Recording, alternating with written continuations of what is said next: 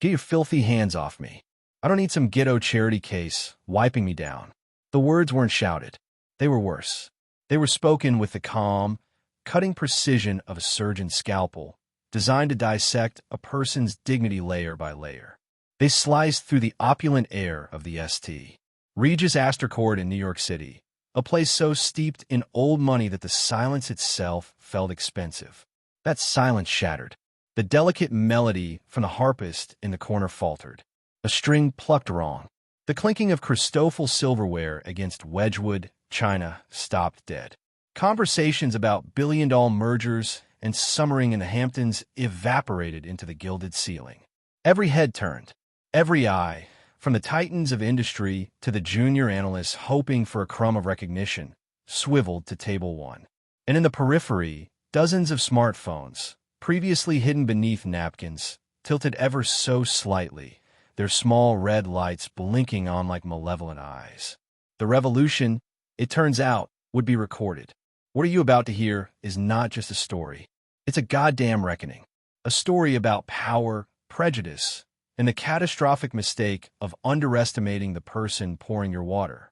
And if you believe that the world needs more reckonings like this, that respect should be the currency we all trade in.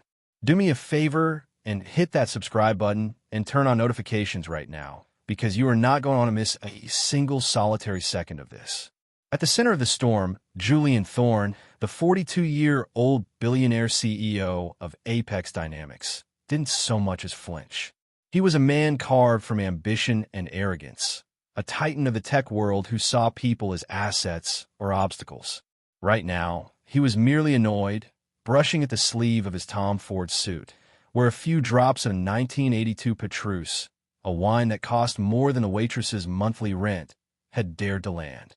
If you have ever been judged by your appearance instead of your intellect, if you've ever had your voice silenced by someone with a bigger title, then you need to stay for every last word of this. And if you believe that a person's character is revealed not in how they treat their equals, but how they treat those they perceive as beneath them, then smash that like button. So this story reaches every corner of the internet. Because tonight, the waitress was a queen in disguise. And the king of the castle was about to be served a lesson so expensive it would beggar his entire kingdom. Ava Sterling was not born into a world of silver pitchers and whispered fortunes. She was forged in the fires of resilience. Her life was a testament to the fact that strength isn't about the absence of hardship, but the grace with which you carry it. At 28, she had already navigated more loss and responsibility than most people do in a lifetime. Her mother, a vibrant, life-loving nurse, was stolen from her by an aggressive cancer when Ava was just 18. It wasn't a gentle fading. It was a brutal, swift invasion that left behind a mountain of medical debt and a silence in their small apartment that was louder than any scream. Her own father had been a ghost, a name on a birth certificate she never met. The day after the funeral, with the scent of lilies still clinging to her black dress, Ava looked at her 10-year-old brother, Leo, and understood that her life was no longer her own. Leo was her world. Born with cerebral palsy, he navigated life from a wheelchair, but his spirit could outrun the fastest man on earth. His smile was a sunrise that could dissipate the darkest clouds of her exhaustion. His needs were constant, complex, and expensive. But to Ava, they were never a burden. They were her purpose. She had been on the precipice of her own greatness once, a track star at Stanford, on a full athletic scholarship. She lived for the burn in her lungs, the explosive power of leaving the starting blocks, the singular focus of the finish line. The Olympics weren't just a dream. They were a viable, tangible goal. But reality has a nasty habit of tripping you at the final hurdle. The medical bills from her mother's illness were a relentless tide. Rent in Palo Alto was unforgiving. Leo's specialized physical therapy, the key to his mobility and independence, was non-negotiable. So she made a choice. She hung up her track spikes. She walked away from the roar of the crowd, the feel of the metal around her neck, and stepped into the quiet, grueling marathon of survival. 3 jobs, 6 days a week. 2 of those were overnight shifts at a local diner where she'd study flashcards for online business courses between serving coffee to truckers and tired students. She never posted inspirational quotes about her struggle on social media. She never complained. She never asked for a handout. Ava believed in the dignity of quiet work. The world didn't need her tears. It needed her resolve. Her face was a study in contrasts. High cheekbones that spoke of an aristocratic lineage she knew nothing about. Soft almond-shaped eyes that held an old soul's wisdom, and a jawline that hinted at an unbreakable will. People looked at her and saw a beautiful girl. They rarely bothered to look closer to see the warrior within. She let them underestimate her. In a world like this, being underestimated was a superpower. Invisibility was a form of armor. Her job at the St. Regis wasn't an act of desperation. It was a calculated strategic move. After Marcus Vance had come into her life 5 years ago, after he had found her and revealed himself as her biological father, who had been searching for her for years, he had offered her the world, a corner office, advanced capital, a trust fund that would eliminate every financial worry, a life of comfort and ease. She had politely but firmly refused it all. "I can't leave from a skyscraper," she had told him over their first tentative dinner. "I don't know that world. If I'm going to be a part of your legacy, I need to understand the foundation. I need to see how the world really works, Marcus. Not from the top down, but from the bottom up. I want to see how the men you do business with treat the people they think don't matter." And so began her undercover mission. For 2 years, she had worked in the trenches of luxury service. She had seen it all. She saw how power moved in the silent nod between billionaires. She saw how true kindness was a rare commodity, often found in the staff kitchens, not the grand ballrooms. She saw how cruelty, disguised as confidence, was not only tolerated, but often applauded. Most importantly, she learned that the people who are ignored the most often see and hear the most. She was a living, breathing audit of corporate character. So when Julian Thorne spat his venom at her in a room full of the world's most powerful people, Ava didn't flinch. She didn't crumble, because a queen doesn't react to the barking of a common dog. She simply observes. She remembers, and she waits for the perfect moment to remind him who truly holds the leash. Julian Victor Thorne was a man who did not believe in apologies. Apologies were for the weak, for those who made mistakes. He didn't make mistakes. He made decisions. He believed in leverage, in dominance, in the strategic application of fear. His favorite tool was a specific kind of silence, the one that filled a boardroom after he had eviscerated an employee's idea. A heavy, suffocating silence that lasted just long enough for the unfortunate soul to feel the full weight of their inadequacy. That was power. At 42, Julian had dragged himself to the apex of the tech world by his manicured fingernails. Apex Dynamics, the company he'd started in a cramped Silicon Valley apartment with 2 other guys he later forced out, was now a $10 billion behemoth. The press lauded his disruptive innovation, but Julian knew the truth. Innovation was a byproduct. His real genius was in control. He didn't build his empire by being liked. He built it by being feared. He was a corporate predator, and the market was his hunting ground. His reputation preceded him like a thunderclap. Ruthless in negotiations, unforgiving of failure, the kind of boss who fired top engineers not for failing, but for hesitating. Hesitation, to Julian, was the cancer of progress. It was weakness made manifest. Inside the gleaming, minimalist walls of Apex Dynamics, employees spoke his name in hushed tones, like a storm warning. Some admired his brutal efficiency. Most were terrified of him. All of them obeyed. Business wasn't business to Julian. It was war. And in war, you don't build bridges. You create casualties. His public persona was a masterpiece of PR spin. Sharp, impeccably tailored suits, even sharper sound bites for financial news channels about leaning into discomfort and embracing radical candor. What he never said on camera, what he truly believed in the cold, dark recesses of his heart, was that people were tools, and tools were only useful as long as they performed their function flawlessly. When they broke or became inefficient, you discarded them and got new ones. So when he strode into the Astor at the St. Regis that evening, he didn't see human beings. He saw a chessboard.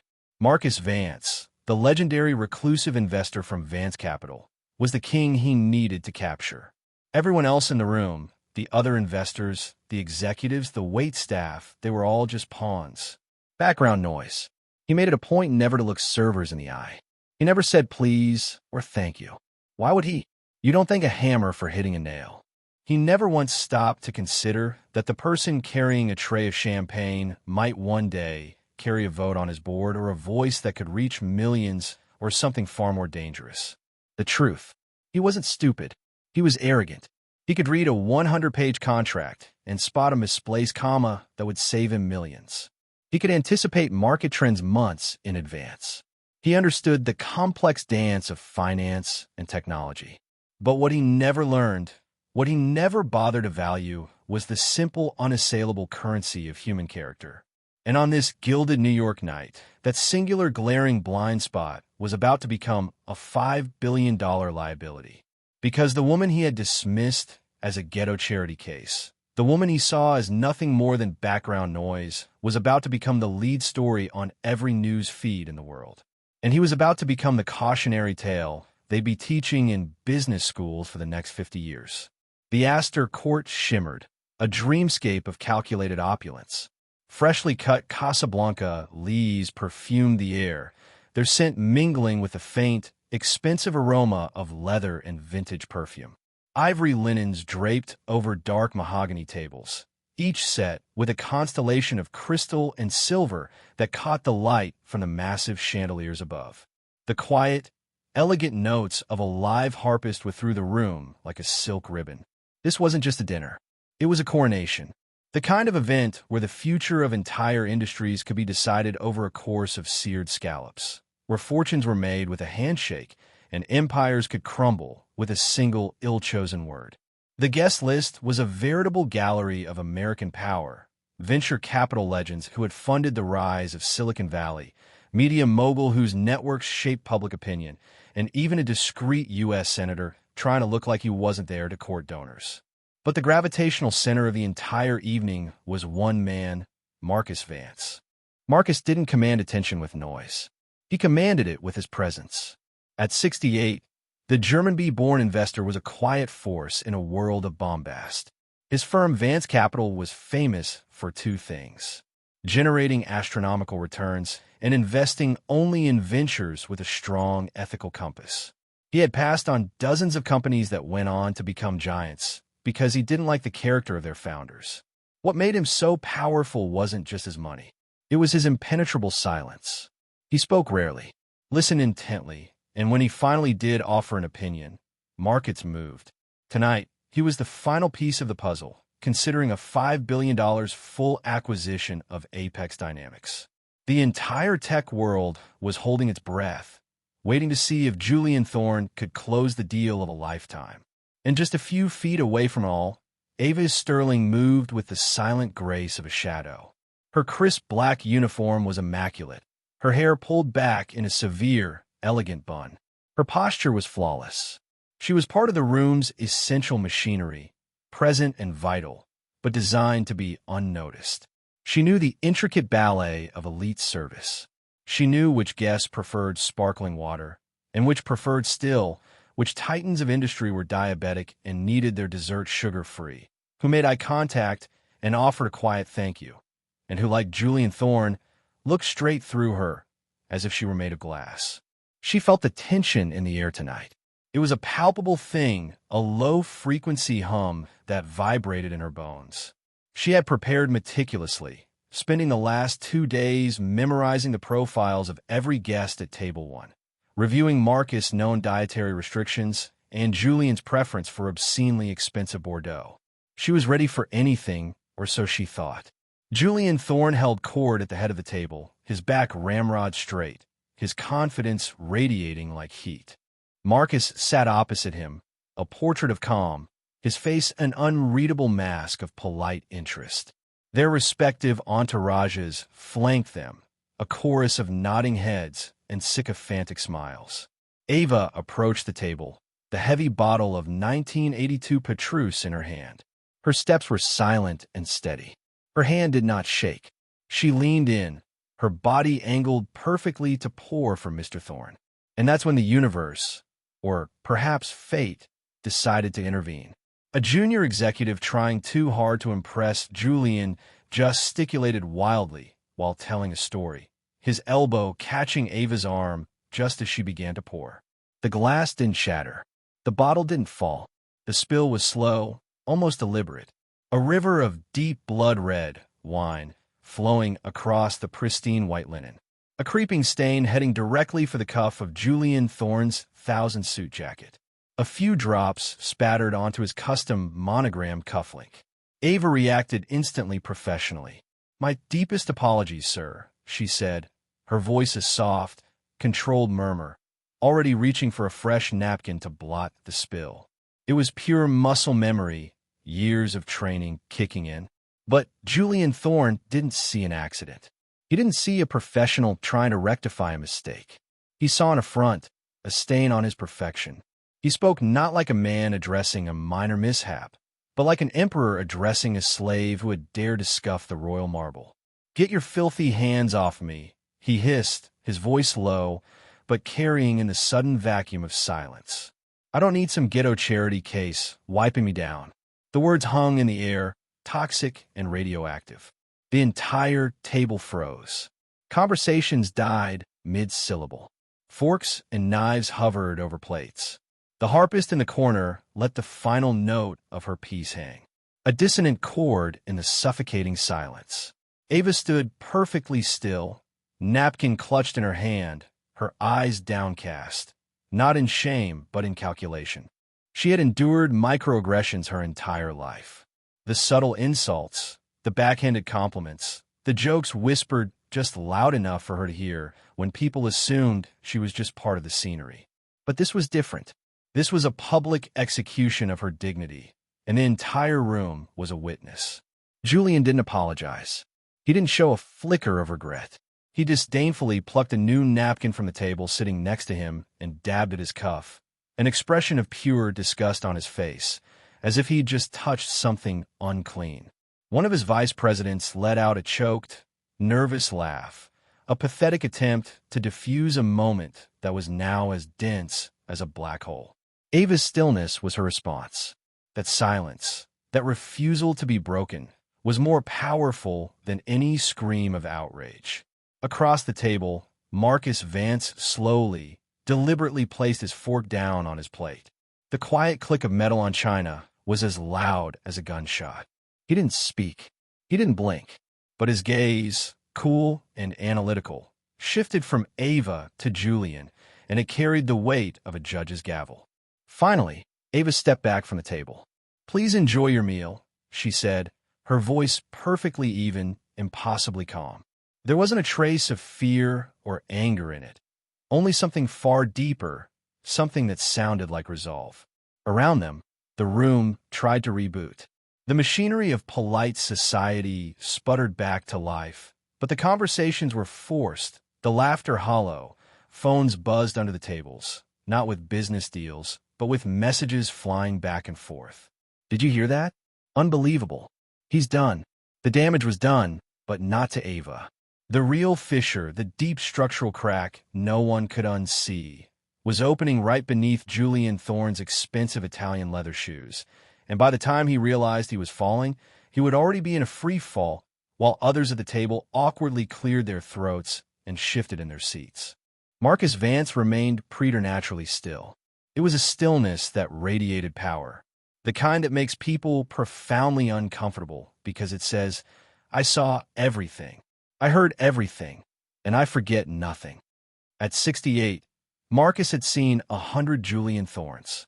They came with different names, wore different suits, led different companies, but they all shared the same fatal flaw, an arrogance so profound it blinded them to their own humanity and to the humanity of others.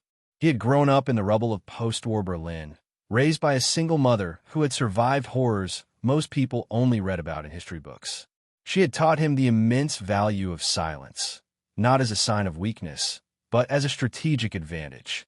"Marcus," she used to tell him in her soft German accent, "when someone truly wants to show you who they are, let them talk. But more importantly, Watch them when they think no one of importance is looking. That is where you'll find their truth. Tonight, Julian Thorne had paraded his truth for the entire room to see, and unfortunately for him, the most important person in the room was watching very, very closely. He watched how Ava handled the moment with a grace that defied her years. Her voice had been a placid lake, her movements measured and controlled. But Marcus, her father, saw what others missed. He saw the microscopic tightening of the muscles in her shoulders. He saw the almost imperceptible pause behind her eyes as she processed the insult, the split-second decision she made to absorb the venom rather than reflect it. He recognized that pause. He had lived that pause himself many times. It was the pause where you decide whether you will break or whether you will rise. Ava had chosen to rise. He felt a surge of immense pride, but it was quickly followed by a cold, hard sense of confirmation. This was why she was here. This was the experiment. He had offered her every comfort, a senior consulting role, a seat on the board of his foundation. She had refused them all. "I want to understand the sickness in American business," she'd said. "And you can't diagnose a patient from a textbook. You have to be in the room." Now he understood exactly what she meant. Julian Thorne wasn't just a man. He was a symptom. He had just made the most expensive mistake of his career, and the bill was about to come due. Marcus leaned toward his longtime assistant, a stern-looking man named Klaus, who had been with him for 30 years, and whispered a single phrase in German. As his sight, "It's time," Klaus nodded once, a sharp, efficient movement, and discreetly stepped away from the table, his phone already in his hand. Marcus didn't need to raise his voice. He didn't need to make a scene. True power doesn't need to shout. It simply watches. It waits. And when the moment is right, it moves with devastating precision. Julian, completely oblivious to the tectonic plates shifting beneath him, had already resumed his sales pitch, laughing a little too loudly, trying to bury the ugly moment under a fresh layer of corporate bravado. But Marcus wasn't burying anything. He was engraving it into memory, into principle, and very soon into the public record. Because when a man's character is tested so publicly, the consequences must be just as public, and Marcus Vance had just made up his mind. The deal was off. The only thing left to decide was how spectacularly it would end. The subsequent courses arrived like actors in a play that had already been canceled. Waitstaff placed plates of pan-seared duck breast and truffle risotto on the table with the silent efficiency of ghosts. Wine glasses were refilled. Water was topped up. The motions of a five-star dinner service continued, but the soul of the meal was gone. The appetite at table 1 had vanished. Marcus sat with his hands folded on the table, his plate untouched. His silence was an indictment heavier and more damning than any accusation. Julian Thorne, however, was a man who believed he could bend reality to his will through sheer force of personality. He kept talking, kept pitching, his voice growing louder, more desperate, as he tried to claw back the room's attention. "Look," he said, leaning forward and trying to make eye contact with Marcus, who offered none. "The difference between winners and losers in this business is focus. Winners aren't derailed by minor distractions. They execute. They dominate." His own executives, seated around him, nodded with the frantic energy of bobbleheads on a dashboard, their eyes pleading with him to just change the subject. Marcus didn't nod. He simply picked up his water glass, took a slow, deliberate sip, and set it back down. His gaze fixed on Julian. Ava returned to the table. She moved with a quiet dignity that seemed to amplify the ugliness of what had just happened. Her tray held the next course. She served Marcus first, then his assistant, then the other investors, leaving Julian for last. It was a subtle, almost imperceptible shift in the protocol of service, but at a table where every nuance was analyzed, it was a statement. Julian's jaw tightened. He saw it. He didn't thank her. Instead, as she placed his plate before him, he muttered just loud enough for those nearby to hear. "Good to see she's finally learning her place." Ava's face remained a mask of professional calm. She didn't acknowledge the comment. She simply turned to refill the water glasses, her movements fluid and poised, even as the atmosphere around her crackled with tension. Marcus watched her.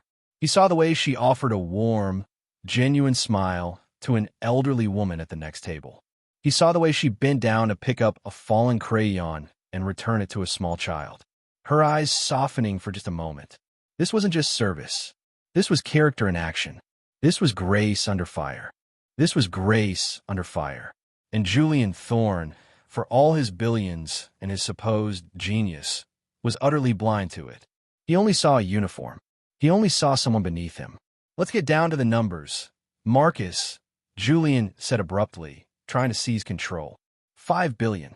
We can have the integration complete within 6 months. I guarantee you'll see a 200% return on your investment within 2 years." Marcus finally spoke. He held up a hand, a simple gesture that nonetheless stopped Julian mid-sentence. "Before we discuss numbers, Julian," he said, his voice calm and level, "I have always found it more prudent to discuss values." A visible chill went through the people at the table because in that single quiet sentence, Marcus had made it irrevocably clear. This dinner was no longer about a business deal. It was a character test, and Julian Thorne had just failed spectacularly. The tension in the room had shifted. It was no longer a sharp, brittle thing, but a dense, heavy fog. Everyone was pretending the incident hadn't happened, which only made its memory more potent.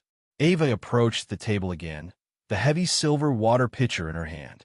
Her movements were a masterclass in professional composure, each step measured, each pour precise.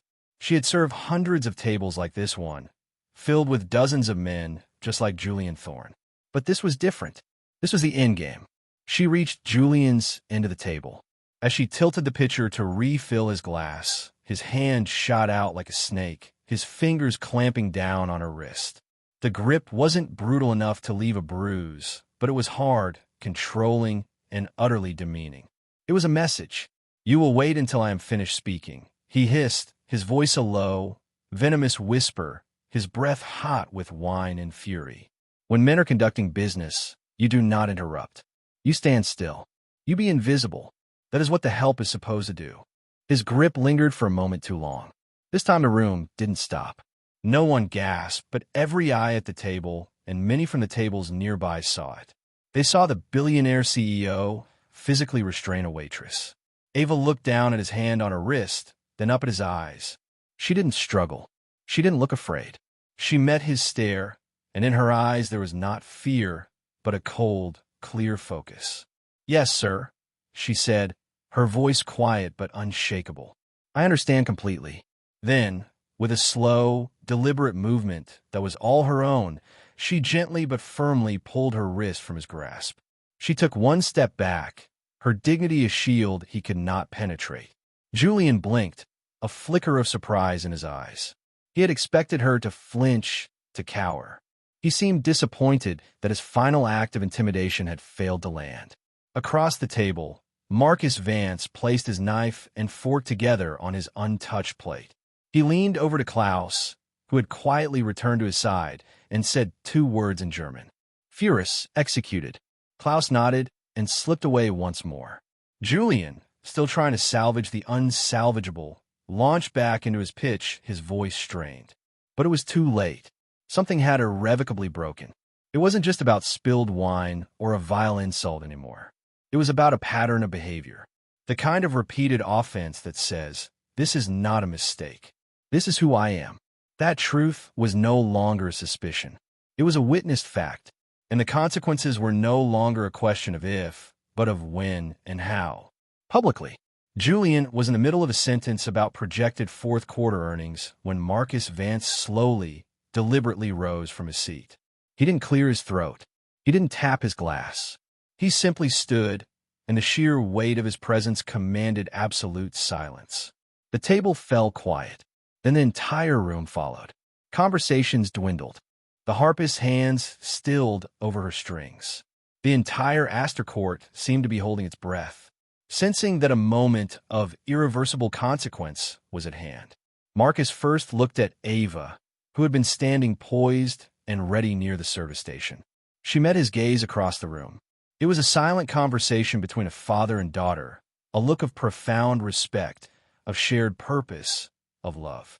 With a nearly imperceptible nod that was both an acknowledgement and a green light, He turned his attention back to the table, his eyes finally landing on Julian Thorne. "Mr. Thorne," Marcus began, his voice not loud, but carrying to every corner of the silent room. "Before we continue this discussion, there is someone of immense importance in this room whom I believe you have not been properly introduced to." Julian, utterly bewildered, managed a tight, forced smile. "Of course, Marcus, are you referring to your head of acquisitions or perhaps your general counsel?" Marcus ignored the question. He raised one hand, not toward his own executives, but toward the side of the room where Ava stood. "Ava, would you please join me?" A ripple of confusion went through the audience. Ava stepped forward. She was no longer carrying a tray. She had removed her service apron. She walked with a quiet confidence that was breathtaking to behold, her steps sure and even on the marble floor. She didn't stop behind Marcus or to the side. She stopped right beside him, a partner, an equal. Marcus gently placed a hand on her shoulder. "Julian, everyone," he announced, his voice resonating with quiet authority. "I would like to introduce you to Ava Sterling, my daughter." The collective gasp in the room was a physical thing, a sharp intake of air that seemed to suck the very oxygen from the chandeliers. The air didn't just crack, it atomized.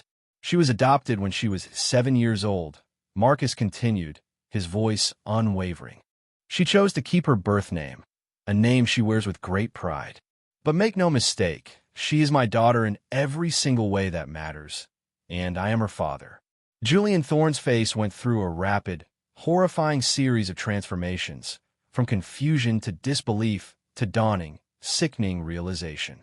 His mouth opened, but no sound came out.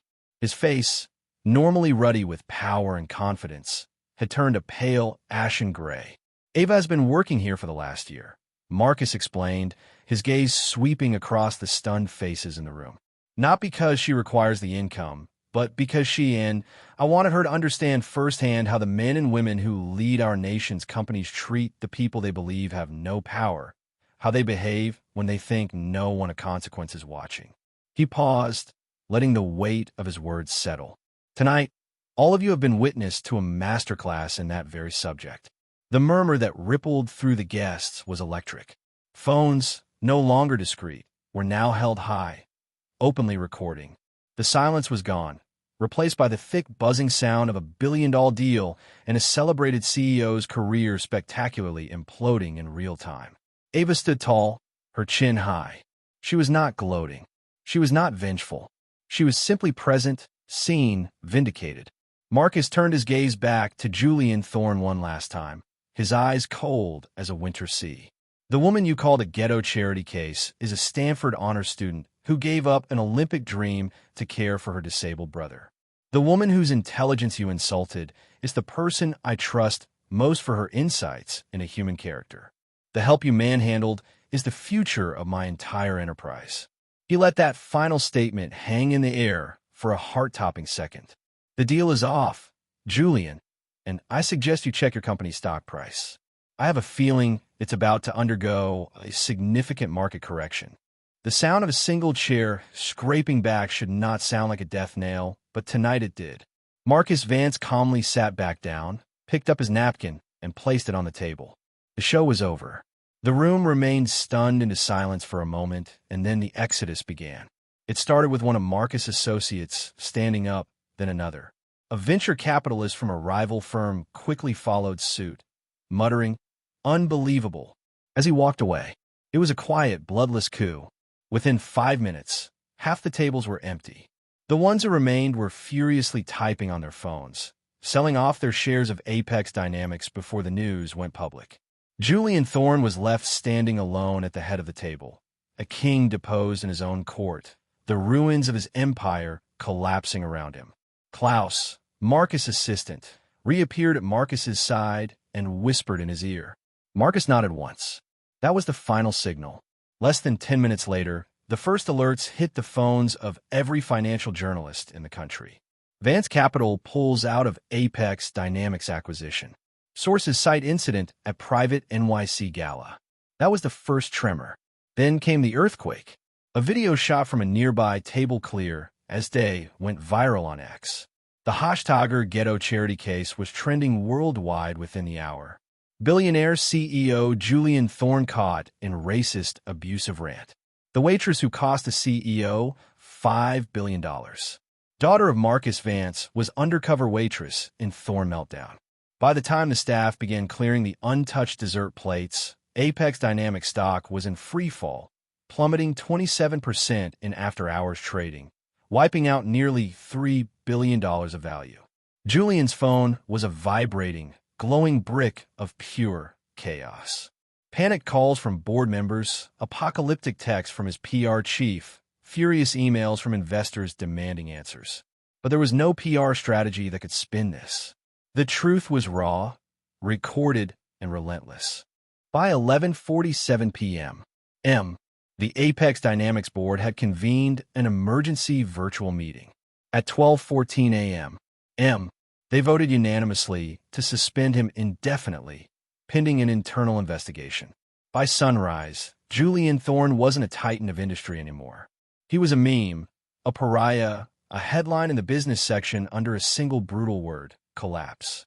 The next morning, while the financial world was still processing the shockwaves, Ava Sterling walked into the gleaming headquarters of Vance Capital in Midtown Manhattan.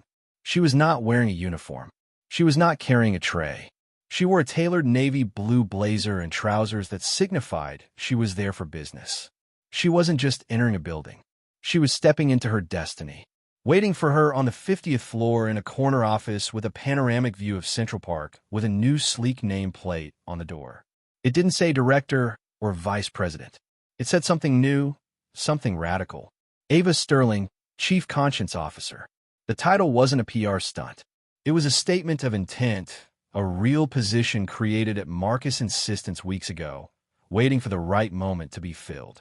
It came with full executive authority and a 9-figure budget to invest in and partner with companies that prioritized ethical leadership and human dignity as much as they did profit margins.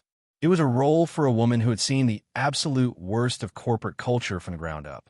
Later that afternoon, Ava stood on a stage at a company-wide town hall live-streamed to thousands of Vance Capital employees around the globe. Many of them had only seen her face in the viral clips, the quiet, dignified waitress. Now they would hear her voice. She stepped to the microphone. The room, both physical and virtual, fell silent. Yesterday, she began, her voice calm and clear. A man in a position of immense power tried to make me feel small. He used words meant to strip me of my humanity simply because he believed his title made him more valuable than me. She paused, letting her words sink in. I said nothing in that moment. I didn't have to. His actions spoke for him. But today, I am choosing to speak.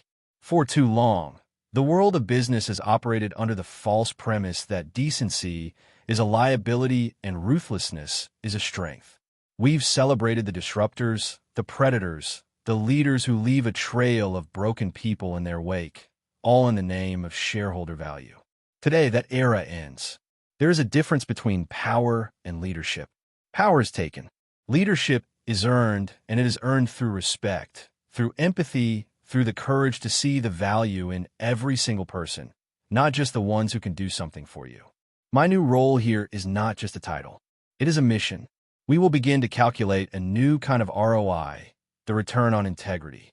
We will invest in companies where people are valued not for what they produce, but for who they are. We will prove that the most profitable companies of the future will be the ones with the strongest moral compass, because character is capital and our conscience will be our currency. A wave of applause started at the front of the room and swelled into a standing ovation. It wasn't polite corporate clapping. It was real. It was loud. And it was filled with hope. Because in Ava, they didn't just see their boss's daughter. They saw a reflection of a better way forward. They saw a future they wanted to be a part of. What happened in that ballroom wasn't just about one arrogant CEO and one underestimated waitress. It was a story about all of us. It's about the small daily choices we make when we think no one is watching. How we speak to the call center representative. How we treat the janitor in our office building. Whether we see the person behind the uniform.